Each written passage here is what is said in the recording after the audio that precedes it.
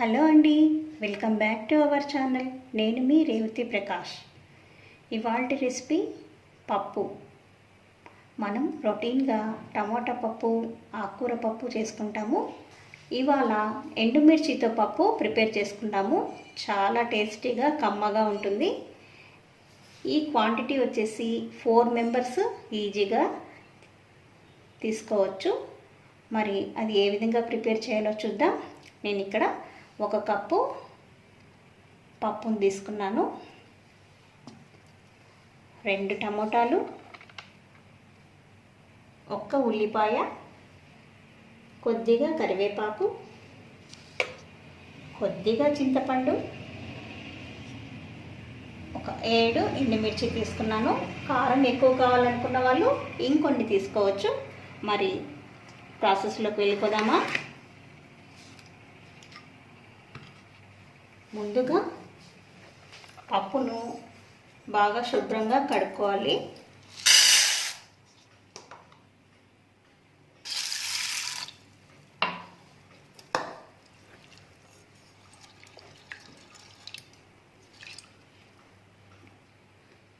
Pressure cooker తీసుకొని శుభ్రం చేసుకున్న పప్పును ఇందులోకి వేసుకోవాలి.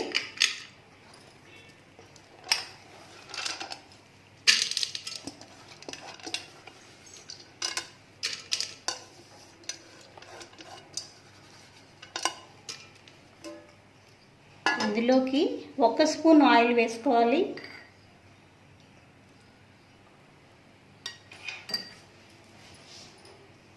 కొద్దిగా పసుపు,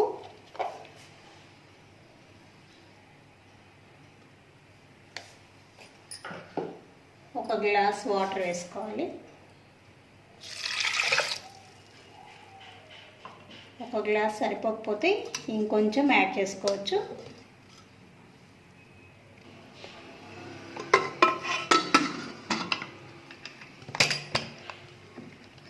స్టవ్ వెలిగించి ఒక 2 విజిల్స్ రానియాలండి.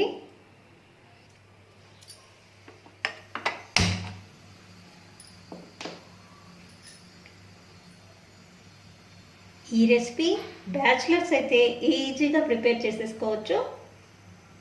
మీరు ట్రై చేయండి. వితిన్ 10 మినిట్స్లో మీకు అంతా రెడీ అయిపోతుంది.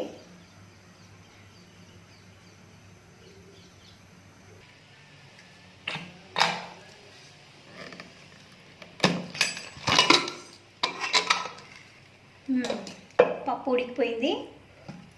ఇందులోకి ఇవన్నీ యాడ్ చేసేసుకోవాలి.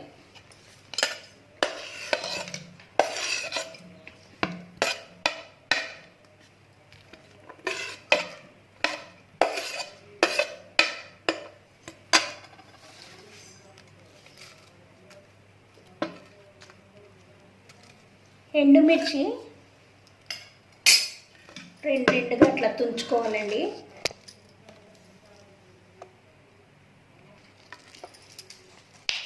చిల్లీస్ ఇలా కట్ చేసుకుంటే తొందరగా ఉడికిపోతుంది.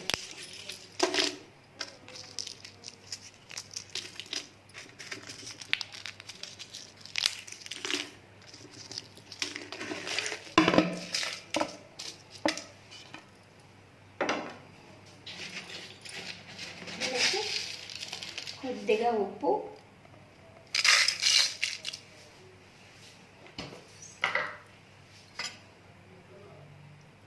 కొద్దిగా ధనియా పౌడర్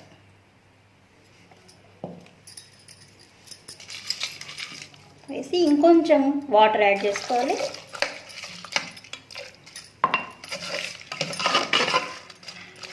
అంతేనండి. ఇప్పుడు 2 విజిల్స్ రానిద్దాము. ఎండుమిర్చి పప్పు రెడీ అయిపోతుంది.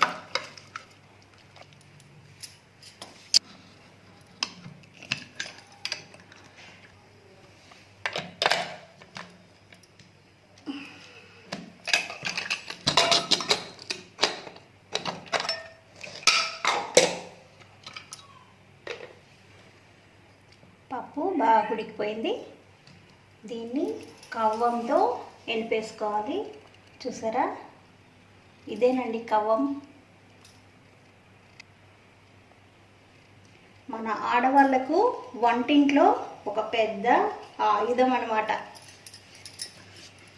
దీంతో బాగా ఇంపేసుకోవాలి.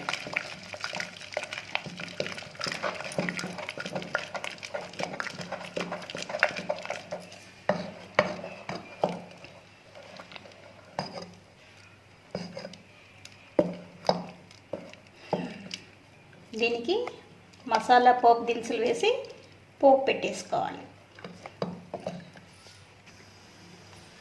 స్టవ్ వెలిగించి ఒక కడాయి పెట్టేసుకొని అందులోకి 2 స్పూన్ల ఆయిల్ వేసుకోవాలి.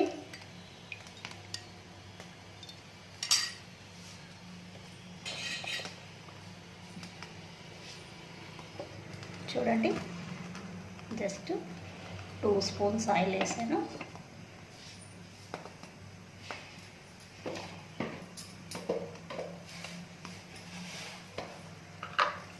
ఆయిల్ హీట్ ఎక్కిన తర్వాత ఆవాలు, ఉద్దిపప్పు,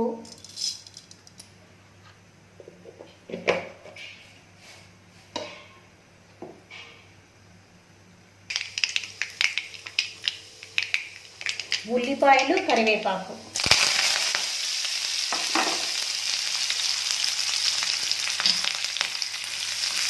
వేసుకొని బాగా దూరగా వేయించి పోపేసుకోవాలి.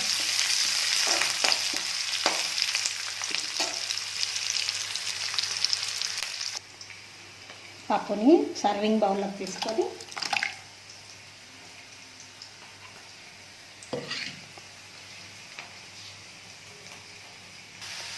స్టవ్ కట్ చేసి ఈ పోపుని అందులోకి యాడ్ చేసుకోవాలి.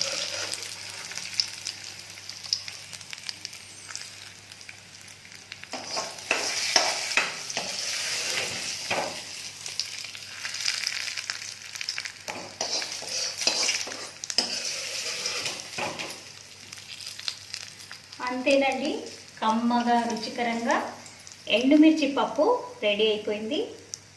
ఈ క్వాంటిటీ వచ్చేసి 4 or 5 మెంబర్స్ ఈజీగా తీసుకోవచ్చు. బ్యాచిలర్స్కి ఈజీగా ఉపయోగపడుతుంది అనుకుంటున్నాను. మరి మీరు ప్రిపేర్ చేసి మీకు ఎలా వచ్చిందో మాకు కామెంట్ రూపంలో తెలియజేయండి.